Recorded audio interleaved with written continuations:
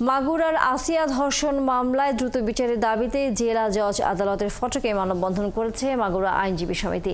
সকাল 10টায় শুরু হওয়া কর্মসূচিতে আইনজীবীরা অবিলম্বে এই মামলায় চার্জশিট সহ সকল আনুষ্ঠানিকতা শেষ করে কোর্টে প্রেরণের দাবি জানান। এ সময় আইনজীবীরা বলেন, যথাসময়ে চার্জশিট ও ডিএনএ রিপোর্ট পেলে 15 দিন কার্যদিবসের মধ্যে এই মামলা বিচার দ্রুত প্রক্রিয়া শেষ করা সম্ভব হবে। এ বিষয়ে আরো খবর নিযুক্ত হচ্ছেন মাগুরা থেকে সহকর্মী শরীফ তেহরান টুটুল।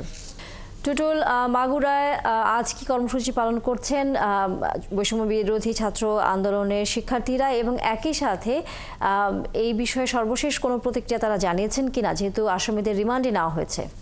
আসলে সকাল থেকে কিন্তু এখানে নানান কর্মসূচি চলছে, অর্থাৎ এই যে বিচার প্রক্রিয়া দ্রুততর করার জন্য এবং সুষ্ঠুভাবে সম্পন্ন করার জন্য তারা দাবি করছে। এবং আমরা সকালে দেখেছি যে আইনজীবী সমিতি এখানে কিন্তু মানববন্ধন করেছে এবং তার পরপরই কিন্তু জেলা ছাত্র দলের তারা কিন্তু কর্মসূচি পালন করেছে। তারা হোসেন শহীদ সোহরাওয়ার্দী কলেজ গেটে কিছুক্ষণ আগে তারা কর্মসূচি পালন করছে এবং সেটা এখনো চলমান। এই মুহূর্তে কিন্তু নারীরা অর্থাৎ শিক্ষার্থীরা তারা কিন্তু এই প্রধান ফটক আদালত চত্বরের প্রধান ফটক কিন্তু মানে আটকে এখানে কিন্তু তারা মানববন্ধন করছে এবং তারা কিন্তু এখানে দাবি করছে যে তাদের দ্রুততম সময়, তারা দাবি করেছে 24 ঘন্টার মধ্যে এই বিচার প্রক্রিয়া শেষ করতে হবে। আমি এই মুহূর্তে এই যে আন্দোলনরত একজন শিক্ষার্থীর সঙ্গে কথা বলতে চাই যে, আচ্ছা, চলিত যে আইন আছে সেই আইনেতে 180 দিনে এই মামলার বিচার প্রক্রিয়া শেষ হবে, তাহলে আপনারা কেন এই মামলা 24 ঘন্টার মধ্যে শেষ করতে যাচ্ছেন? এটা কারণটা কি? সরকার, স্বৈরাচার সরকার কিংবা বিএনপি সরকার কিংবা হোক সেটা উপদেষ্টা পরিমণ্ডল, প্রত্যেকটা সরকারের যেহেতু ধর্ষকের সাথে কোনো সম্পৃক্ততা নাই, যেহেতু তারা ধর্ষকের পক্ষে না, ধর্ষকের সর্বোচ্চ শাস্তি মৃত্যুদণ্ড করা তাদের, ধর্ষকের সর্বোচ্চ শাস্তি মৃত্যুদণ্ড করতে তাদের কোনো বাধা নেই। এখানে 6 মাস সময় বলা হচ্ছে, 6 মাস সময় চাওয়া হচ্ছে, কিন্তু প্রত্যেকটা ধর্ষণের আগেও আমরা দেখছি এবং এখনো আমরা দেখতেছি বছরের পর বছর চলে যাচ্ছে, ধর্ষকের কোনো বিচার নাই। ধর্ষিতা যারা তাদের হ্যারাসমেন্ট হচ্ছে, কিন্তু ধর্ষক যারা তারা ঠিকই জামিন নিয়ে ঘুরে বেড়াচ্ছে।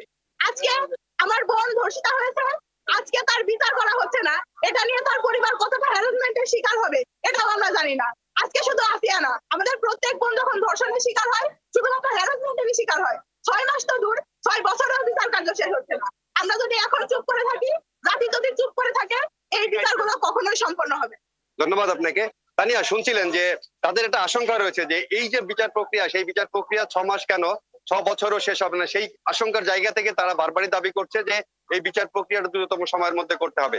আমরা সকালবেলা আইনজীবীদের সঙ্গে কথা বলেছি, আইনজীবীরা আমাদেরকে বলেছে যে তাদের যে প্রক্রিয়া, অর্থাৎ এখানে ডিএনএ টেস্টের রিপোর্ট এবং চার্জশিট, এটা যদি যথাযথ সময়ের মধ্যে যদি কোর্টে চলে আসে তাহলে 15 থেকে 20 দিনের মধ্যে কিন্তু এই মামলার যে প্রক্রিয়া সেটা শেষ করা সম্ভব।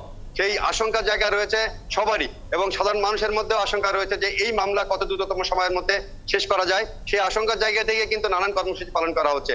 এছাড়া এখানের পরে আমরা জানতে পেরেছি যে ভাইনা মোড়ে হয়তো কর্মসূচি পালন করতে পারে বিভিন্ন সংগঠন। আজকে দিনব্যাপী এই ধরনের নানান কর্মসূচি পালিত হবে বলে আমরা মনে করছি। তানিয়া, ধন্যবাদ শরীফ তেহরান টুটুল। নিশ্চয়ই আমরা আবারও ফিরবো আপনার কাছে। দর্শক, সহকর্মী শরীফ তেহরান টুটুল ছিলেন মাগুরা থেকে।